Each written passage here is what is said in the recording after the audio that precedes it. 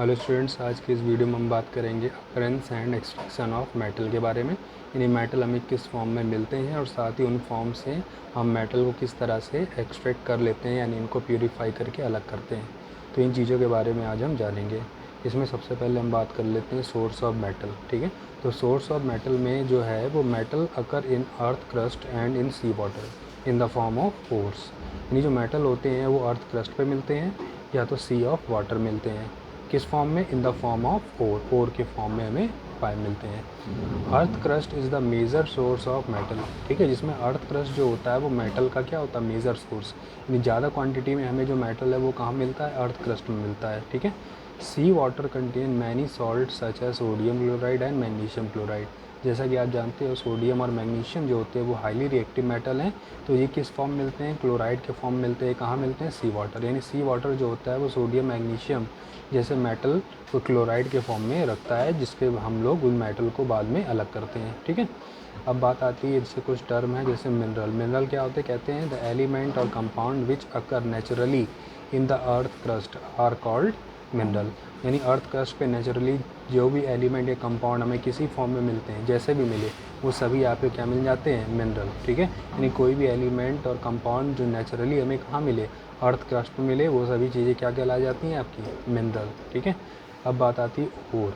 Ores क्या होते हैं? कहते हैं minerals that contain very high percentage of particular metal and the metal can be productively extracted from it. Such mineral are called ore. ठीक है, तो कहते हैं ऐसे मिनरल जिनसे किसी मेटल को हाई परसेंटेज यानी हाई क्वांटिटी में, ज़्यादा क्वांटिटी में और प्रॉफिटेबली यानी आसानी से प्रॉफिट के साथ क्या कर सकते हैं? एक्सट्रैक्ट यानी अलग कर सकते हैं।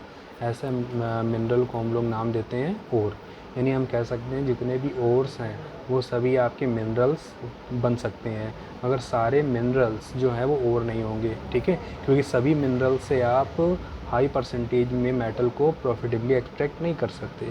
ठीक है, तो इसका मतलब all minerals are not ore but all ores are mineral. ठीक है, इस तरह से आप ओर और मिनरल के बीच में रिलेशन को डिफाइन कर सकते हैं। ठीक है, अब इसमें कुछ चीज़ें हैं जैसे metal found at the bottom of the reactivity series. हमने आपको एक सीरीज़ बताई थी मेटल को उनकी रिएक्टिविटी के फॉर्म में अरेंज करते हुए, जिसको हमने एक्टिविटी या रिएक्टिविटी सीरीज नाम दिया था, जिसमें मेटल को टॉप टू बॉटम रखा गया था उनकी रिएक्टिविटी के अकॉर्डिंग। ठीक है, तो किस मेटल को कैसे हम फाइंड आउट कर लेते हैं, कौन हाईली रिएक्टिव है, कौन लेस रिएक्टिव है, इस चीज़ का पता हम करते हैं रिएक्टिविटी सीरीज़ की हेल्प से, जिसका यूज़ हम एक्सट्रैक्शन ऑफ मेटल के अकॉर्डिंग करते हैं। ठीक है, तो कहते हैं metal found at the bottom of reactivity series are less reactive.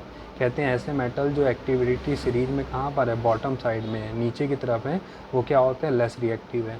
और जाहिर सी बात है जो चीज़ लेस रिएक्टिव हो किसी भी चीज़ से ईजिली रिएक्ट नहीं करेगी, यानी वो हमें ऐसे ही प्योर फॉर्म में आसानी से मिल जाती है, यानी कहते हैं वो फ्री स्टेट में हमें आसानी से मिल जाती है। तो कहते हैं metal found at the bottom of the reactivity series are least reactive and they are often found in nature in free state. ठीक है, तो जो मेटल जाहिर सी बात है बहुत ही कम रिएक्टिव है, किसी चीज़ से रिएक्ट नहीं करता, तो हमें किस फॉर्म मिलता है? फ्री फॉर्म में, यानी उसके साथ कोई दूसरा मेटल और इम्प्योरिटी अटैच्ड नहीं होती। ठीक है, such as gold, silver, copper. जैसे कि कौन कौन? गोल्ड हो गया, सिल्वर हो गया और कॉपर हो गया।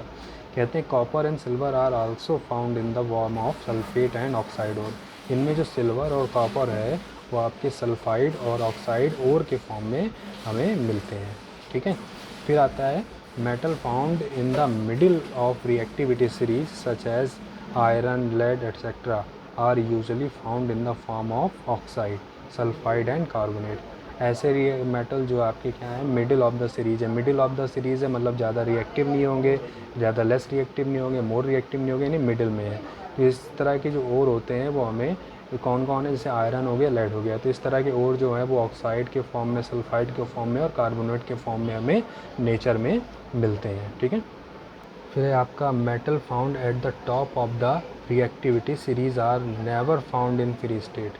ठीक है, as they are very reactive. कहते हैं जो मेटल क्या है, जो हमने यहाँ पर रिएक्टिविटी सीरीज आपको दिखाया गया है, तो जो मेटल क्या है टॉप ऑफ द सीरीज है, पोटेशियम हो गया, सोडियम हो गया, कैल्शियम हो गया, मैग्नीशियम हो गया, तो टॉप ऑफ द जो सीरीज़ है वो क्या है? आपके हाईली रिएक्टिव है। और जो बॉटम ऑफ द सीरीज़ है वो क्या है? लेस रिएक्टिव है। और जो मिड ऑफ द सीरीज़ है वो क्या है?